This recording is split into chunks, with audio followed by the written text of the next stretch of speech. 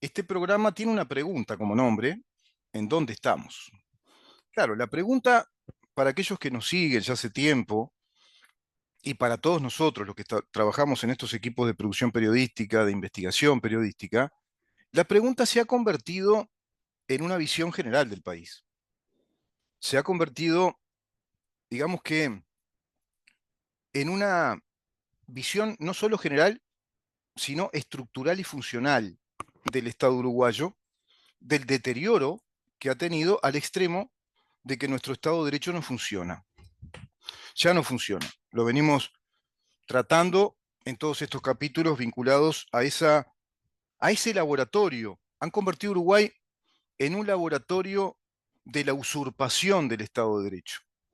Y a través de una actitud silenciosa, desde el silencio ominoso y a su vez el silencio de una dictadura cultural, que no se nos dice.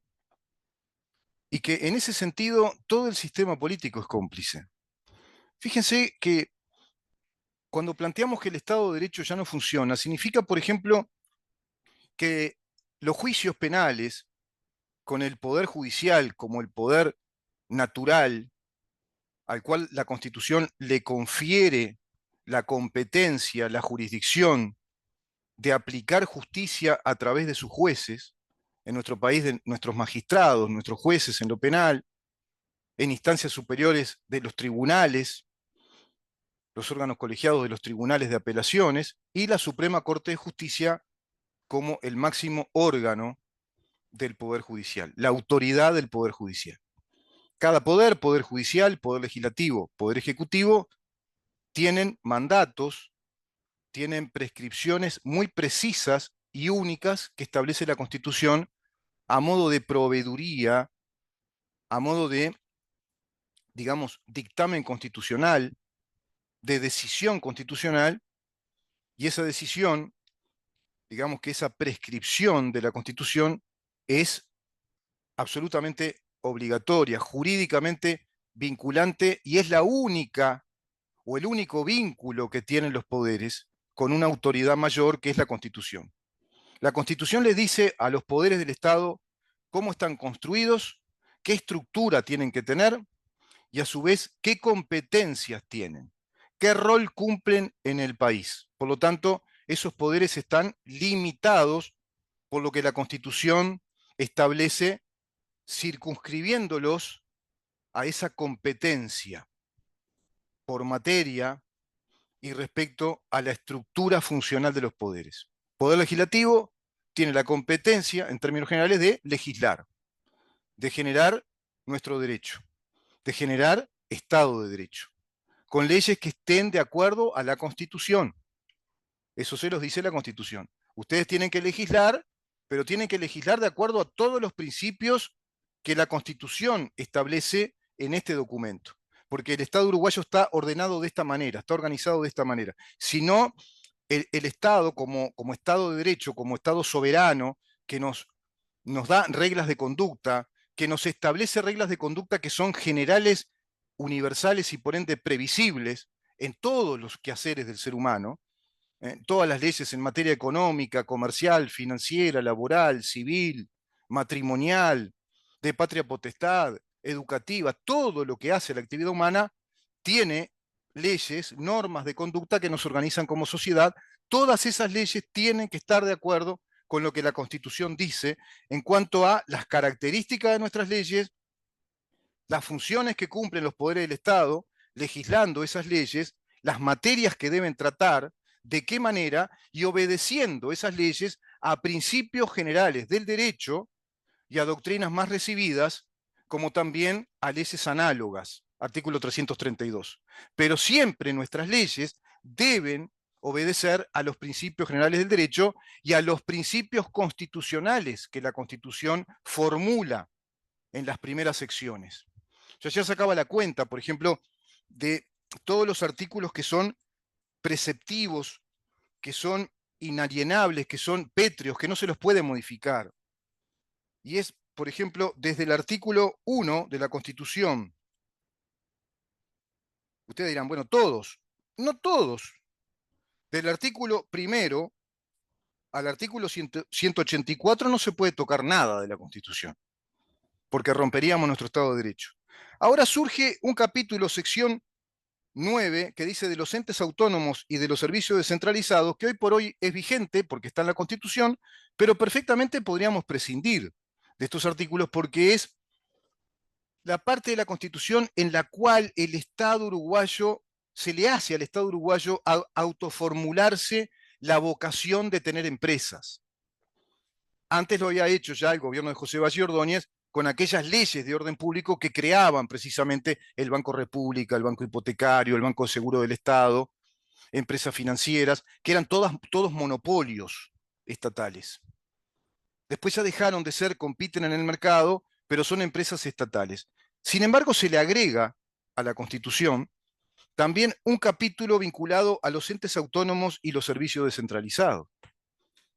Y dentro de este capítulo que trata ese tema, es decir, que los servicios descentralizados, que son los entes autónomos y los servicios descentralizados, perdón, que son las empresas del Estado, solo son creados a los fines de actividades comerciales e industriales. Artículo 185. Los diversos servicios del dominio industrial y comercial.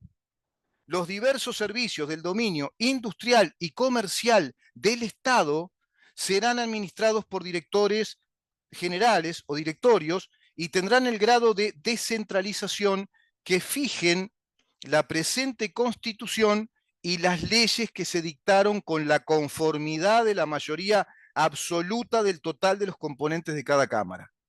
Este gobierno tiene mayorías absolutas, como por ejemplo para crear un servicio descentralizado o derogar un servicio descentralizado. O derogarlo. Por ejemplo, la Fiscalía General de la Nación.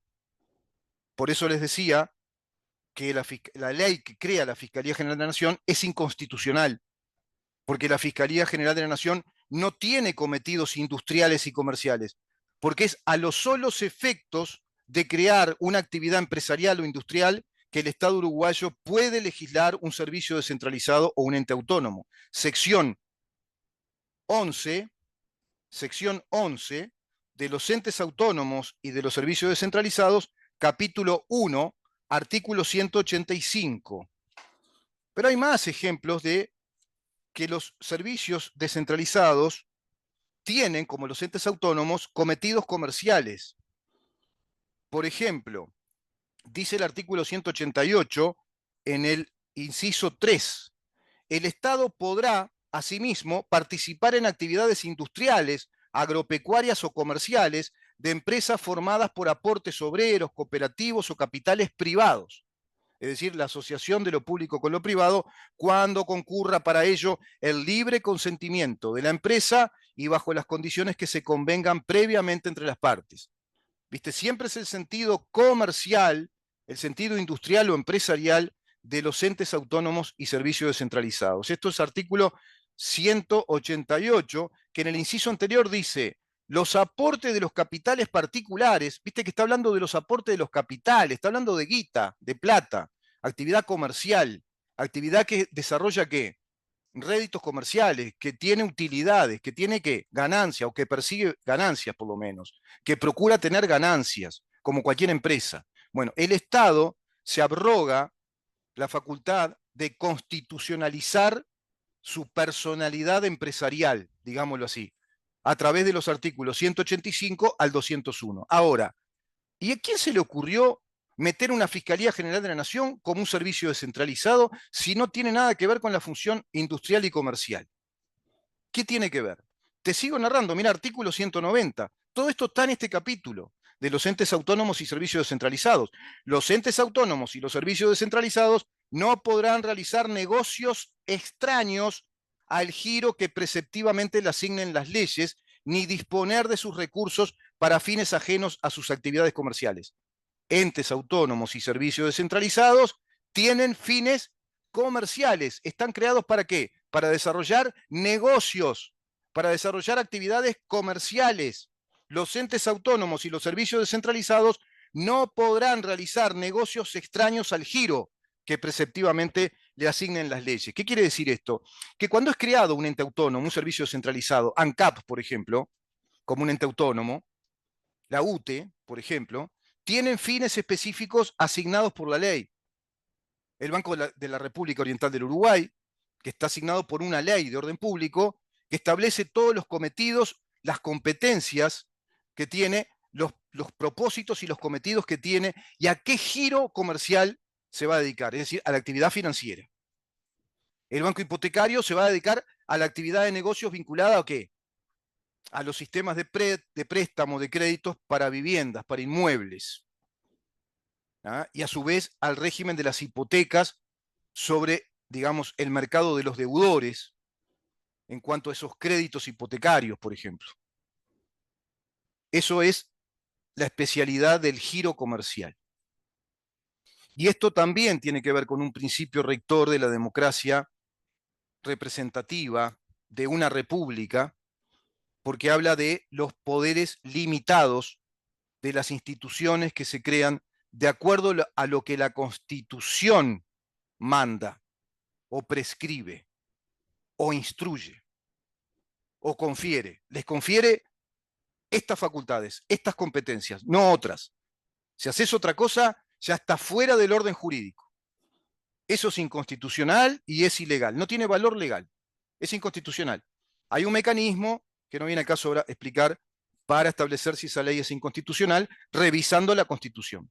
Bueno, ¿cómo es posible que el Estado uruguayo, y con este gobierno que tuvo el 54% de los legisladores, no haya derogado la Fiscalía General de la Nación por considerarla que es inconstitucional? Por lo tanto, volver al tradicional, al ancestral, al correcto régimen del Ministerio Público y Fiscal, separando la función de investigación, la función de acusación, que es connatural a los fiscales, porque los fiscales son funcionarios del Estado, son funcionarios del Poder Ejecutivo, que están ¿para qué? Para acusar, para investigar, para perseguir y acusar de quienes sospecha que cometieron delitos, pero no son imparciales y no son jueces que tengan las atribuciones jurisdiccionales de dictar justicia ni de disponer de la libertad de las personas, que es lo que está pasando en nuestro país. Los fiscales no tienen esa función, la Constitución no los reconoce como magistrados, en este caso judiciales, como jueces, que puedan determinar la prisión de nosotros. No, el fiscal es un abogado que defiende al Estado y acusa ante el Poder Judicial. Le avisa al Poder Judicial, mirá que este cometió un delito, mirá que según lo que nosotros investigamos, y además lo hacemos porque la Constitución nos confiere todas las potestades de colaborar y coordinar trabajo de investigación con los integrantes, funcionarios del Ministerio del Interior, es decir, la policía, que es la que investiga y colabora con los fiscales, que son los abogados del Estado. ¿Se va entendiendo? Bueno, ¿cómo podemos seguir con un gobierno que vino con el 54% del Poder Legislativo y no haya modificado esto, que es realmente apabullante en cuanto al saqueo que nos hicieron institucional del Estado de Derecho? Entonces, estos fiscales que están montados en una estructura de un sistema penal ajeno a nuestra tradición, a nuestra Constitución, a nuestra jurisprudencia, a nuestra doctrina, que ha creado un sistema fiscalista acusatorio, deleznable, arbitrario, bajo un concepto estratégico, que es la especialidad fiscal inviolable y el derecho exclusivo del fiscal de llevar el secreto de la investigación fiscal en su carpeta de especialidad fiscal. ¿Te das cuenta? Toda la cerrazón, todo el gran caparazón que encubre esa burbuja impenetrable de esa especialidad fiscal, y el fiscal simplemente emite si investiga, si no investiga, si le parece que hay mérito o no hay mérito para la formalización de una investigación fiscal, como para arribar a una acusación fiscal. ¿Te das cuenta que estamos ante un régimen absolutamente deleznable? Deleznable quiere decir endeble, muy voluptuoso, muy inestable, porque dependemos de las voluntades personales de fiscales que están cobijados por la especialidad de la función fiscal, pero no son jueces y tienen plenas atribuciones judiciales, policiales y fiscales. Ya no tenemos el Poder Judicial en lo penal. Y por eso pasa lo que está pasando, y por eso pasa lo que pasó ahora con Carolina Cose. Por eso pasa eso. Y que tengamos un gobierno que no pueda hacer nada con los fiscales, cuando los fiscales son funcionarios del Ejecutivo, son subordinados del presidente llamado Luis Lacalle Pou, que cuando le mandó un desaguisado tremendo, el fiscal Gómez sacando a Fossati, con un acto administrativo absolutamente con desviación de poder, un acto administrativo impropio, sin valor alguno, tendría que haber aplicado el presidente el 197, porque como ahora es un servicio descentralizado, bueno, hay que tratarlo como tal. Entonces, si es un servicio descentralizado, es un director, es decir, el fiscal general de la Nación, tiene la calidad institucional de ser un director subordinado al presidente de la República. Pero no le dicen nada. Y después sale el presidente a hacerse el celoso de la República y a decir que le quiten los fueros a Penades rápidamente, que eso no puede ser. Y destituye a la viceministro del Ministerio de Relaciones Exteriores. Desde el punto de vista estratégico, espantoso, porque no obedece al Estado de Derecho todo eso. No tiene nada que ver, no son atribuciones del presidente, no tiene que hacer esas cosas. El 197 dice, cuando el Poder Ejecutivo considera inconveniente o ilegal la gestión o los actos de los directorios o directores generales, en aquel caso era el fiscal general de la Nación, en calidad de director general del servicio descentralizado llamado Fiscalía General de la Nación, servicio descentralizado del Ministerio de Educación y Cultura, rarísimo todo, pero todo eso está en la órbita del Poder Ejecutivo. ¿Y quién es el jefe de Estado? ¿Quién es el primer magistrado? El presidente, que es el jefe de gobierno y jefe de Estado, cabeza del órgano. Por eso es el presidente, el primer magistrado de toda la magistratura pública. Se le llama magistratura pública a todo lo que obedece al bien público administrado y a los poderes del Estado. Todos son magistrados y tienen una escala jerárquica. Eso dice la Constitución. Nosotros estamos en la magistratura privada, que resuelve cosas que tienen que ver con lo privado. Entonces, cuando el Poder Ejecutivo considera inconveniente o ilegal la gestión o los actos de los directorios o directores generales, podrá hacerles las observaciones que crea pertinentes, así como disponer la suspensión de los actos observados.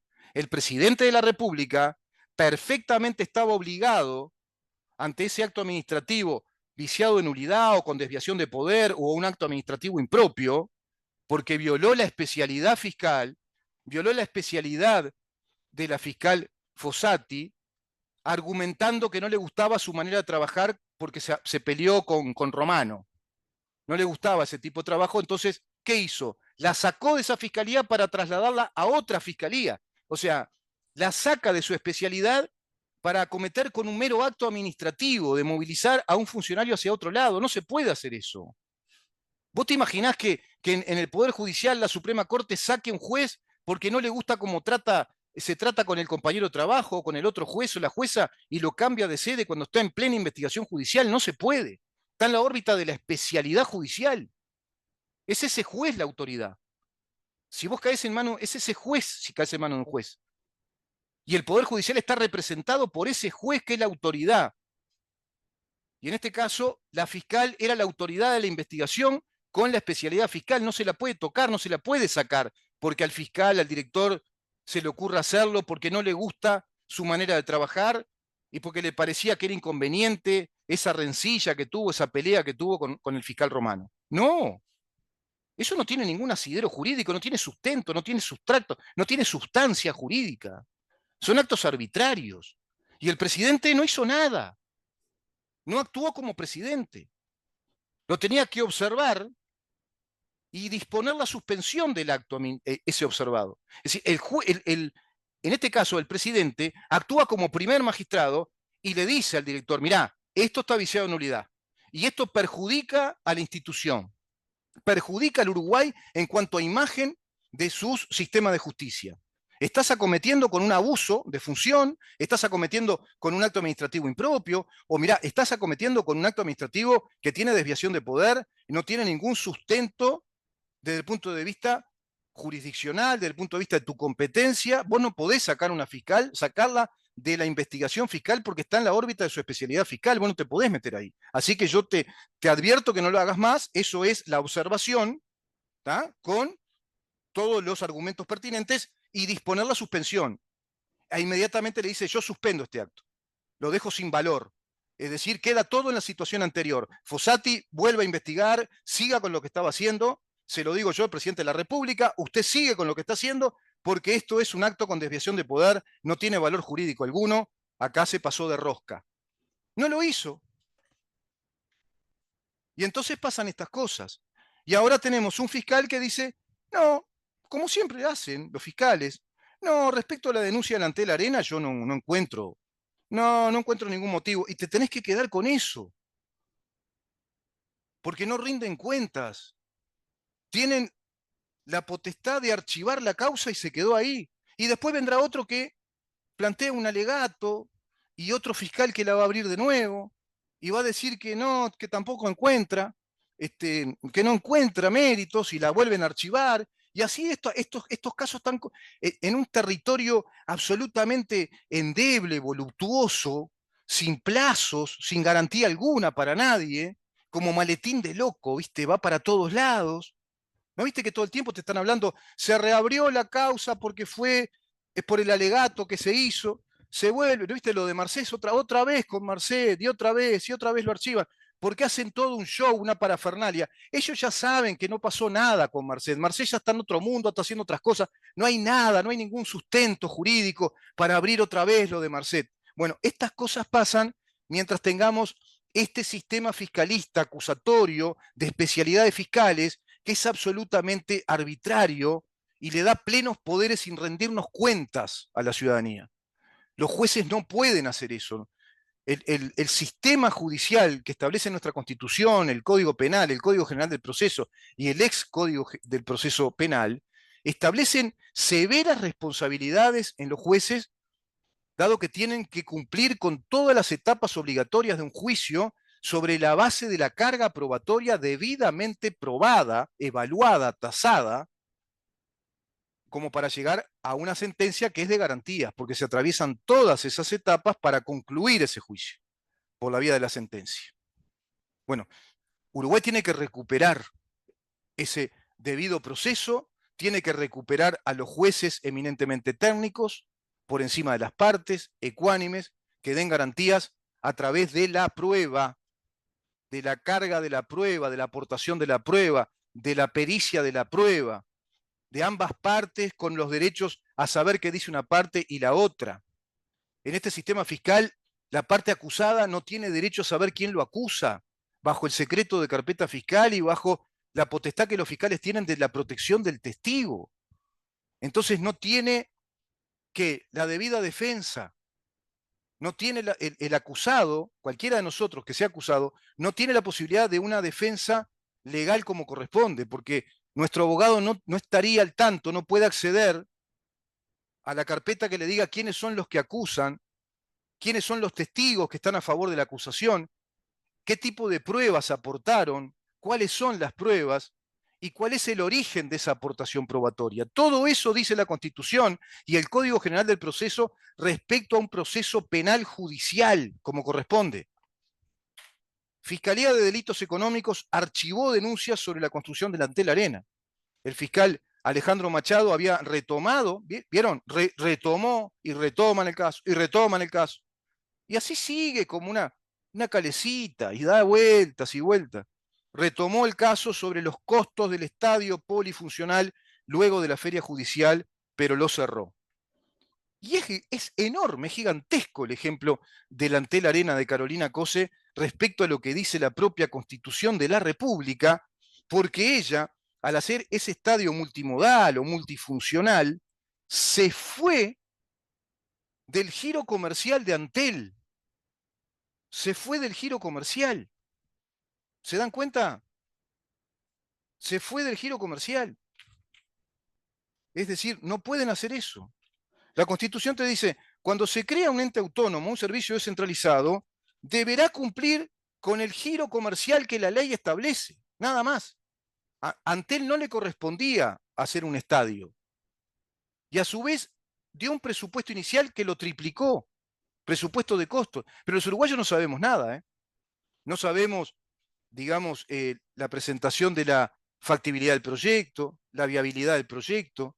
Fue a través del mecanismo natural que establece el Código Civil de la licitación abierta con distintos oferentes y a través del pliegue de los folios que se tienen que ir entregando y con las autoridades correspondientes para saber si al Estado uruguayo le conviene tal o cual empresa respecto a la realización de esa obra pública. Y hay taxativamente tres elementos fundamentales para que el Estado uruguayo decida si le conviene hacer esa obra pública de acuerdo a las empresas que le ofrecen hacer esa obra.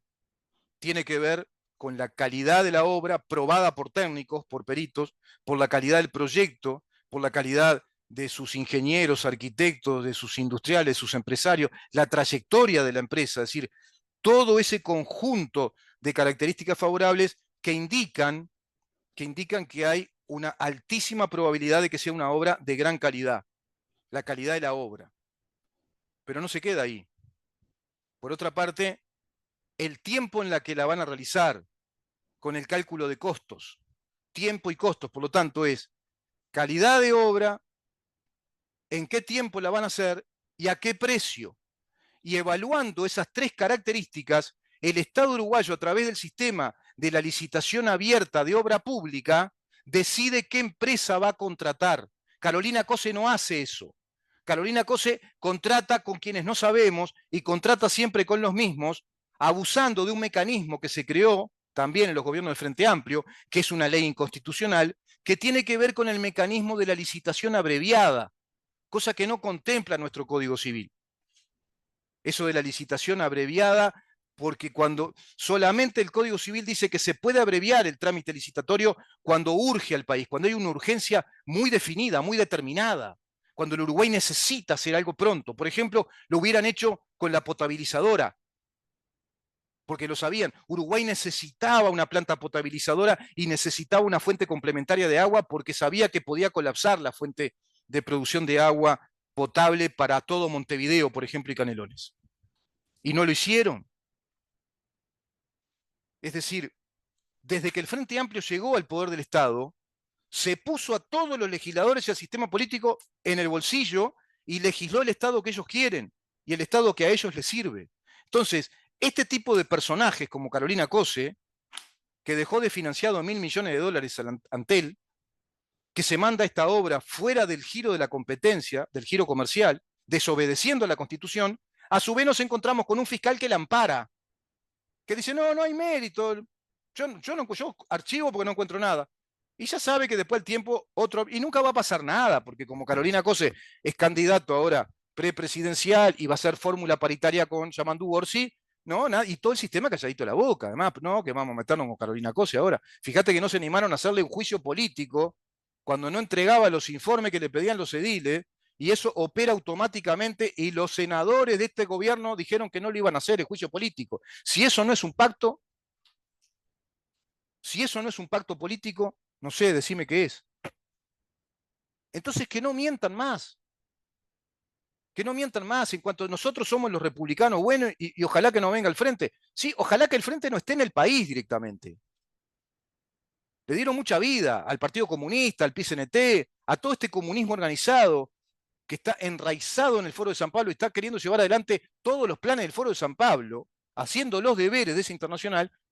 Bueno, el sistema político de los partidos fundacionales y también, por supuesto, el Partido Independiente, lo dejaron crecer, les dieron impunidad y legislaron con ellos esto. Porque para legislar, te repito, una ley de orden público, vos necesitas mayorías calificadas o especiales, que son las 2/3 partes de todos los componentes de cada Cámara. De los 99 diputados tenés que tener las 2/3 partes. Y de los senadores, que son 31, con el vicepresidente vos tenés que tener 2/3 partes. Entonces, ¿quiénes legislaron este sistema fiscalista aberrante, inconstitucional y de lesa nación? ¿Quiénes legislaron la Fiscalía General de la Nación? Todos los legisladores, todos, y vamos a refrescar en la memoria, después voy a traer esas memorias parlamentarias, vamos a investigar a qué nivel se votó, porque creo que se superó las 2/3 partes. Yo creo que fue casi unánime Entonces, todos los diputados de aquel entonces y todos los senadores, hablo 2017, cuando se crea la Fiscalía General de la Nación, en conjunción con el Código del Proceso Penal, que nos tira abajo el Estado de Derecho, eso fue legislado por la gran mayoría de los legisladores que hoy integran este gobierno, a excepción de unos cuantos que yo ya los conozco y sé quiénes son y hablamos, que no tienen nada que ver. No son todos los que están en este gobierno. Y por supuesto, Cabildo Abierto en este caso no tiene nada que ver. Pero a su vez hay diputados y senadores del Partido Nacional y Partido Colorado que tampoco tienen nada que ver, pero son una minoría.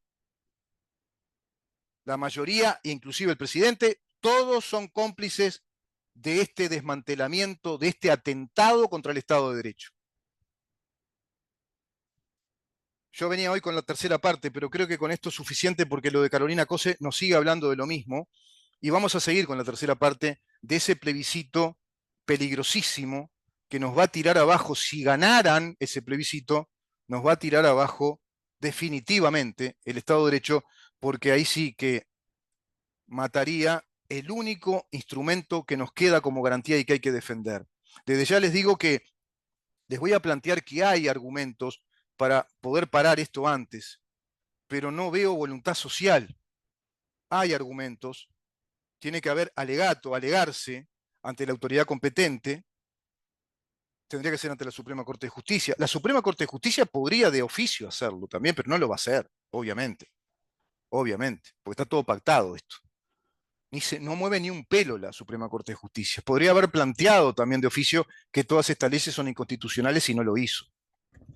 Pero se podría, ante la Corte Electoral, un grupo de ciudadanos, y tendrían que ser ciudadanos connotados, representantes, por ejemplo, de la Cátedra del Derecho Constitucional, de otras cátedras también, del Derecho Penal, especialistas en Derecho Electoral, empresarios importantes del país, ciudadanos, profesionales, periodistas, personajes públicos, si los hay, que tengan vocación realmente por la libertad y la democracia, si es que hay, como para plantear un alegato a ese organismo de superintendencia que es la Corte Electoral.